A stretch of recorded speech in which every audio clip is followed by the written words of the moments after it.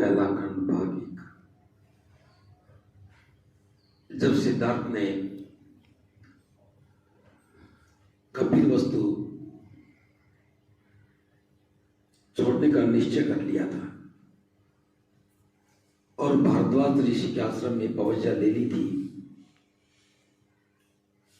तो वहां से केवल छन ही उनके साथ गया। जो घोड़ा वो साथ लेके गए थे उसका नाम कंथक था। कंथक हो सकता है ये अंथक हो। अंथक मानी ना थकने वाला, हो सकता है ये कंथक हो। घोड़े का नाम क्या था?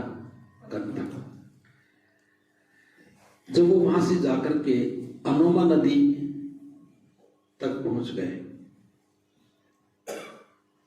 तो वहां सिद्धार्थ घोड़े से उतर गए, क्योंकि कपिल वस्तु जो क्षेत्र था, राज था, उसकी सीमा वहां खत्म हो जाती थी। मगध राज की सीमा, या यूं कहेंगे बिंबिसार राजा की सीमा शुरू हो जाती थी। तो सिद्धार्थ ने कहा कि चल अब तुम लौट जाओ, अब यहां के बाद तो मुझे ही ये सारी दूरी तय करनी है।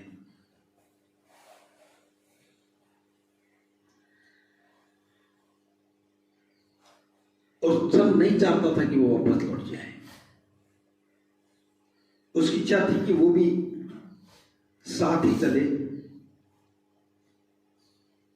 चंद वहां तक आ गया था, तो वहां छोड़ने के बाद सिद्धार्थ ने कहा कि चंद तुम लौट जाओ, मेरे प्रति तुम्हारे मन में जो स्नेह है बहुत अगाध है।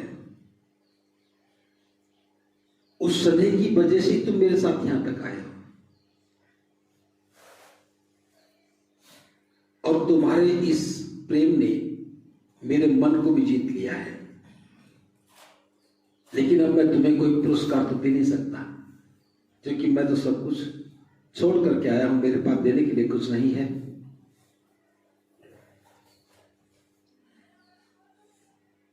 इस विपत्ति के समय में भी जब घर में कोई संकट आता है, व्यक्ति के जीवन में कोई संकट आता है, तो हर कोई साथ छोड़ देता है। जब मुसीबत आती तो हर व्यक्ति देखता है कि कभी मैं इस मुसीबत में ना फंस जाऊं।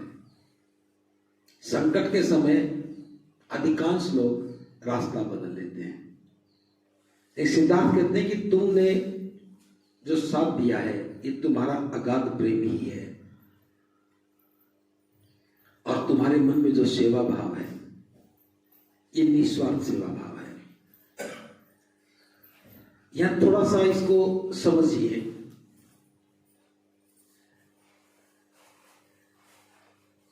उसके पिता राजा हैं सुदोधन, सिद्धार्थ राजकुमार है, तो कितने राजकुमार होंगे वहां पे? भाई भी थे, चाचा भी थे, बंधु भी थे, मंत्री भी थे, संतरी भी थे। सिद्धार्थ की हैसियत क्या है उस राजमहल में? थोड़ा सोचिए क्या है। जब दरबार सजते हैं तो मंत्रियों की कदर होती है ना। जब उत्सव होता है घर में तो सगे संबंधी मित्रों की भी कदर होती है। मित्र भी खूब आते हैं, सगे संबंधी भी आते हैं, व्यापारी भी आते हैं कि घर में उत्सव है, संस्कार है, शादी है, कुछ भी उत्सव है, कोई भी खुशी का समय हो, सबसे प्रियजन, सबसे निकटजन, मित्रजन, सगे संबंधी आते हैं। या राज दरबारी कहो, मंत्री कहो, उसमें नौकर की क्या हैसियत होती है? नौकर का काम तो उस समय भी सेवा करना है ना। दुख का क्षण आता है तब भी पहले दौर में तो वही आते हैं। अभी पता लग जाए कि फला आदमी की दुर्घटना हो गई तो मित्र सगे संबंधी सारे आएंगे। यूं पता लग जाए कि अब ये तो उठ पाने में समर्थ नहीं है, इसे तो बस खाट में पड़ा रहना है, तो सारे चले जाते हैं। वो रस्म अदायगी है। वो संबंध निभाने की परंपरा है। बस यहां इस सब में कौन निकल के आया जो साथ गया वहां तक? केवल छंद गया। घोड़ा चलाने का काम तो दूसरे राजकुमार भी कर सकते थे, जो शेर मारने का अभ्यास करते थे, हिरण को मारने का अभ्यास करते थे। क्या घोड़े नहीं चलाते थे? चलाते थे। सेना का सैनिक भी को चलाता होगा, रिटायर्ड सैनिक भी चलाता होगा। राजमहल में बहुत सारे लोग होते हैं जो घोड़े चलाने के मास्टर भी होंगे। लेकिन छन ही क्यों गया? जो सही सेवक होता है वो प्रेम भी करता है, लेकिन प्रेम के कारण भी वो संयम नहीं छोड़ता है। जैसे मां रो रही है, पिता रो रहा है, पत्नी भी रो रही होगी, सारे लोग दुखी हैं, लेकिन उसको वहां से छोड़कर आने का निश्चय कौन कर रहा है? छंद कर रहा है। उसके मन में एक ही है कि इन्हें नगर तो छोड़ना है, राज्य तो छोड़ना है, लेकिन आगे कैसे जाएंगे ये व्यवस्था मैं करूं। बाकी सब दुखी हैं और छंद क्या कर रहा है? अगली व्यवस्था के लिए काम कर रहा है। घोड़ा पहले लेकर के आ गया, बांध करके खड़ा हो गया, बिठाया, साथ चले, नर्मदा नदी तक गए। ये बात मैं इसलिए कह रहा हूं, घर में अगर आपके पास भी कोई नौकर है, नौकर नहीं, घर में भी कोई एक ऐसा व्यक्ति है जो बहुत काम करता है और हम अक्सर उसकी अवहेलना करते हैं। ये कम पढ़ा लिखा है, ये जानता है कुछ नहीं, इसका काम तो सफाई करना ही है, ये तो चौकीदार ही है। सबसे ज्यादा मुसीबत में काम वही आता है जो आपकी नजर में नहीं होता, जिसको हम महत्व नहीं देते, और यही हम चूक कर जाते हैं। जब कुछ बांटने का समय आता है तो मंत्रियों को बांटते हैं, पुरस्कार देने की बात आती है तो मंत्रियों को, संतरियों को देंगे। हम भी ऐसा ही करते हैं। फैक्ट्री में भी पुरस्कार जो सबसे ज्यादा काम कर रहा है उसे ही देंगे।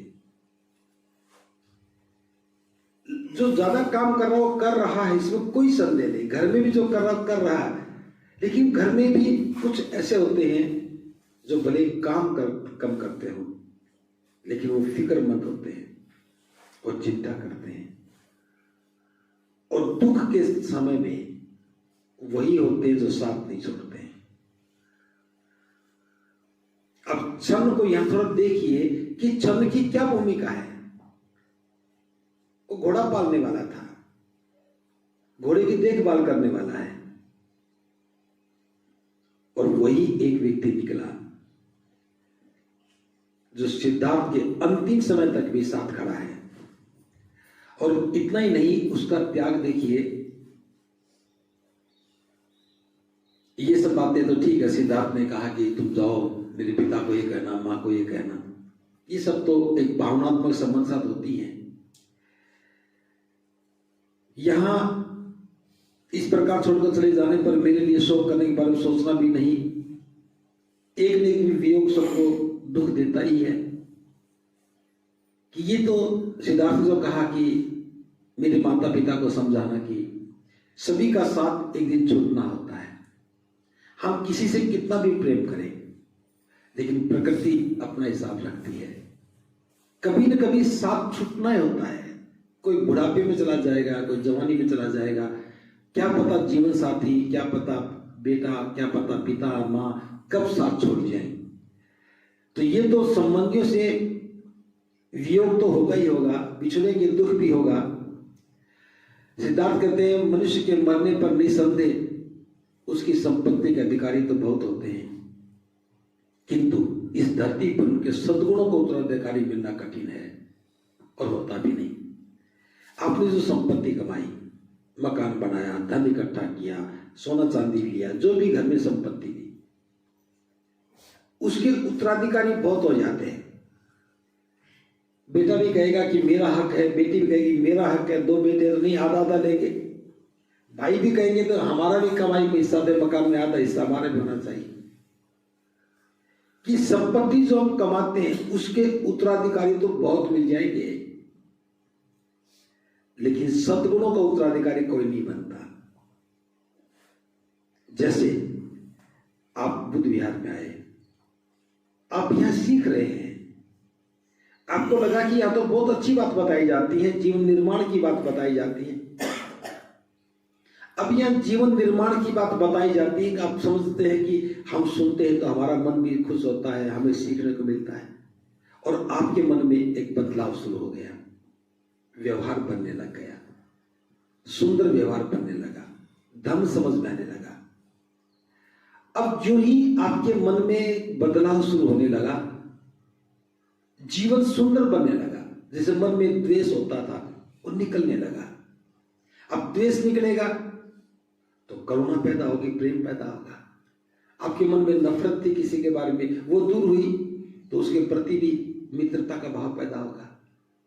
हमारा स्वभाव बदलता है, और ध्यान से समझना, जब हमारा स्वभाव बदलता है तो सबसे पहले जो हमारे प्रियजन हैं, जो हमें कहते थे कि तुम्हारा स्वभाव बहुत बुरा है, वो दुखी हो जाते हैं। अरे इसने तो क्रोध करना बंद कर दिया, अरे ये तो बड़ा शरीफ बन गया, ये तो डांटता ही नहीं है, तो फटकारता ही नहीं है। वो उस परिवर्तन को भी स्वीकार नहीं करते, वो चाहते कि आप ऐसे ही बने रहो, क्योंकि उनकी पसंद अब वही हो गई। आप क्रोध करने वाले हो, आप गाली देने वाले हो, आप बुरे हो, पीने वाले हो। आप कहो नहीं, मेरे अवगुण दूर हुए हैं, मेरी समझ में आ गया कि ये बातें बुरी थी, अब मैं ठीक मार्ग पर चला हूं, तुम भी मेरे साथ आओ। वो कहेंगे नहीं, हमारे पास फालतू काम के लिए समय नहीं है। जीवन निर्माण के काम को फालतू का काम कहेंगे। और आप प्रयोग करके देखना, अभी भी बाहर खड़े होंगे, उनको कहो भी अंदर आओ, जीवन निर्माण की बात हो रही है, क्या कहेंगे? हमारे पास इस काम के लिए समय नहीं है। सबके पास समय है। बुखार हो जाता है, समय कहां से आ जाता है? आता है। बुखार हो गया तो फिर घर में काम कौन करता है? आपकी किसी चीज परिचित की शादी है, महिलाओं की पियर में शादी है, छोटे भाई की शादी, बहन की शादी है, 10 दिन तक घर के तुम मुंह करके नहीं देखते, फिर काम कैसे चलता है? लेकिन जीवन निर्माण के लिए कोई तैयार नहीं होता। इसलिए सिद्धार्थ ने कहा कि संपत्ति के उत्तराधिकारी तो बहुत मिल जाएंगे, आपने जो बनाया है उसको बिगाड़ना शुरू करो, सारे घर वाले आपके खिलाफ खड़े हो जाएंगे। नहीं, ये क्यों तोड़ रहे हो, ये क्यों दे रहे हो, ये घर में काम आएगी चीज, आपको पता नहीं पैसा लगा है। लेकिन जीवन निर्माण की जब बात करो, कोई नहीं मानेगा। मुझे नहीं जाना बिहार में, मुझे बिहार में जाना अच्छा नहीं लगता, मुझे धर्म से कुछ लेना नहीं। फिर आप देखना कि जो हमारा परिवार है वो संपत्ति का ही उत्तराधिकारी बनता है, धर्म का नहीं बनता। इसीलिए जितने पुराने बौद्ध मिलेंगे वो सब ये कहेंगे कि मेरे पापा जी बौद्ध थे, बड़ा काम करते थे, अब तुम ना जी, हम तो बौद्ध नहीं है। क्यों? क्योंकि वो अच्छे गुणों की संपत्ति थी, वो वारिस बनना ही नहीं चाहता। अच्छा बनने की समस्याएं बहुत हैं। अच्छा बनने के बाद जो बुरे लोग हैं वो मजाक उड़ाते हैं और हमें बुरा लगता है। जबकि होना क्या चाहिए? कोई हमारी मजाक उड़ा रहा है तो किस रूप में देखना चाहिए? कि वो आदमी नासमझ है, उसे गुणों की परख ही नहीं है, वो मजाक उड़ा रहा है, ये उसका अवगुण है, मेरा तो नहीं है ना। कोई व्यक्ति मुझे बुरा कहे तो ये उसकी सोच है, मेरी तो नहीं है ना। लेकिन हम क्या करते हैं, उसने मुझे बुरा कहा और हम बिगड़ जाते हैं। ये तो वो चाहता था हम बिगड़ जाएं। मेरी बात समझते हो? यही तो वो चाहता था कि हम बिगड़ जाएं। हम अच्छे गुणों के उत्तराधिकारी बन रहे थे और वो चाहता कि तुम्हारे पास दुर्गुण आ जाएं, इसलिए वो हमें दुर्गुणों की ओर धकेलने की कोशिश करता है और हम उससे लड़ने लग जाते हैं। एक जॉर्ज बर्नार्ड शाह हुए हैं इंग्लैंड में, फिलोसफर थे, साहित्यकार थे, लेखक भी थे। उन्होंने अंग्रेजी में कहा है, don't quarrel with pig, if you will quarrel with pig you will be in mud. Hindi में है कि सुअर के साथ कभी मत लड़ो, सुअर के साथ लड़ोगे तो कीचड़ में ही गिरोगे। सुअर के साथ लड़ोगे, अब सुअर रहता कहाँ है? गंदगी में, वो नाली में है, नाली के बाहर भी है। जब आप सुअर से लड़ोगे तो लड़ते लड़ते कहां गिरोगे? सुअर नाली में ही भागेगा। सुअर गंदगी में भी है, लड़ोगे तो गंदे हो गए, गिरोगे तो नाली में गिरोगे और गंदे हो जाओगे। इसे कहता है डोंट क्वारल विद पिग, सुअर के साथ मत लड़ो। सुअर के साथ लड़ोगे तो कीचड़ में ही गिरोगे, कीचड़ में सनोगे। इस बात को ध्यान रखना, यही यहां पे है कि संपत्ति का उत्तराधिकार सब चाहते हैं, सद्गुणों का नहीं चाहते हैं। अगर सद्गुणों को उत्तराधिकार चाहते हो तो सुअर से मत लड़ो, जो आपको भटका रहा है, बहका रहा है, आपके मन में चुगलियां कर रहा है, बुरी बुरी बात करता है, बिना हुई बात करता है, अपने मन में ही बात बना लेता है। अरे मैं ये बात कहूंगा ना तो लड़ पड़ेंगे। मुझे छोटी सी घटना याद आ रही है, जब हम पढ़ाते तो पीछे बहुत सारी बातें याद आती। एक बार हमने बाबा साहब अंबेडकर के नाम से भवन निर्माण का काम सोचा, तो कई बार पंचायतें हुई, बैठे बातचीत हुई, और बातचीत होते होते यहां तक पहुंच गई अब हमें निर्माण शुरू करना ही है। तो सबसे सलाह मांगी, बताओ भी पैसे का प्रबंध कैसे करें। जैसे कुछ पैसे पंचायत में होते हैं, हमारे पास भी कुछ पंचायत के पैसे इकट्ठे थे। तो किसी ने कहा भी ऐसा करो, 50 रुपया हर घर से इकट्ठा करो। बहुत पुरानी बात है, लगभग 45 साल हो गए। किसी ने कहा 100 रुपया करो, किसी ने कहा नहीं 100 बहुत ज्यादा हो जाएगा, किसी ने कहा 100 से काम नहीं चलेगा। तो एक व्यक्ति खड़ा हुआ, पर 100 से कुछ नहीं होता, 250 रुपया करो। अब 250 रुपया उस समय बहुत ज्यादा लग रहा था, जो 100 रुपये पे बहस हो रही थी, तो उसने कहा 250 करो। और कल मैंने बताया था कि फैसला बहुमत का होता है, और बहुमत उसके साथ खड़ा हो गया। उसने कहा नहीं 250 ही करो। अब समझदार लोग चिंता कर रहे थे कि 250 रुपया सभी नहीं दे पाएंगे। उस समय मजदूरी भी 12-13 रुपया होती थी। 250 का मतलब है 20 दिन की मजदूरी। और सबको लग रहा था कि ये काम अब नहीं बनेगा। उसके बाद पंचायत खत्म हो गई, सभी आशंकित थे भी काम तो अटक गया। फिर जिस आदमी ने कहा था कि 250 करो, वो थोड़ी दूरी पर खड़ा होकर के, एक गुट खड़ा था वहां पे, उसने कहा कि देखा तुमने, मैंने बंदरों की पंचायत में गुड़ की डली भी फेंक दी, मैंने बंदरों के बीच में गुड़ फेंक दिया, अब वो अपना आप ही लड़ेंगे। ये बात किसी ने सुन ली, उसे तुरंत आके कहा कि तुम तो बंदर हो और ये 250 रुपये गुड़ की डली है, फेंक करके गए हैं। अब उनका मकसद है तुम्हें लड़ाना और तुम्हारा मकसद था भवन बनाना, बताओ क्या करोगे। उसी समय रात को दोबारा पंचायत बुलाई। उसने कहा भी 250 ही देंगे, जो नहीं देगा उसे कहेंगे तुम मजदूरी करो, जो नहीं मजदूरी कर पाएगा उसका हम देंगे, लेकिन देंगे 250। भवन कल से ही बनना शुरू होना चाहिए।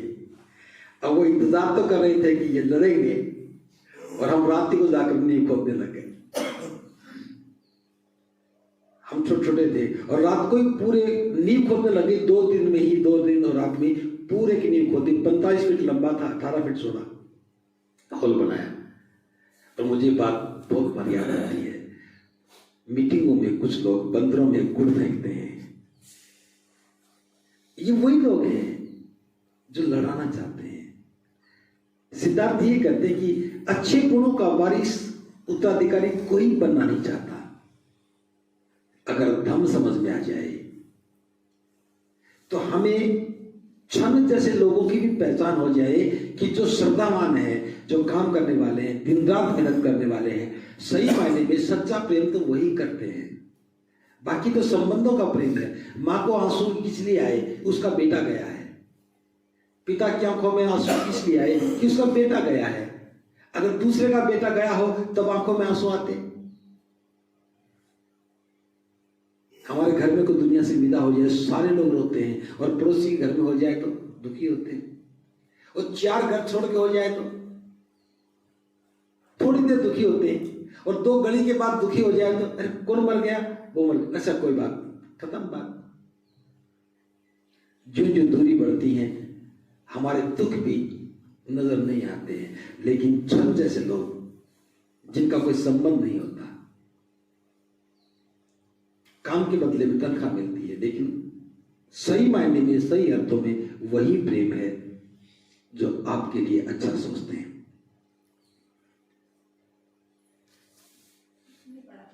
कितना पड़ा है?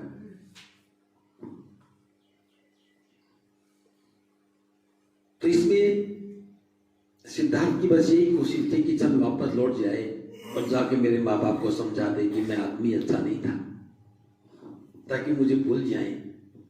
लेकिन छल इसे कैसे स्वीकार कर सकता था? जिस व्यक्ति में इतने सारे गुणों को देख रहा हो, अगर वो खुद ही कहे कि मेरी बुराई करना, मेरी निंदा करना, वो नहीं करेगा।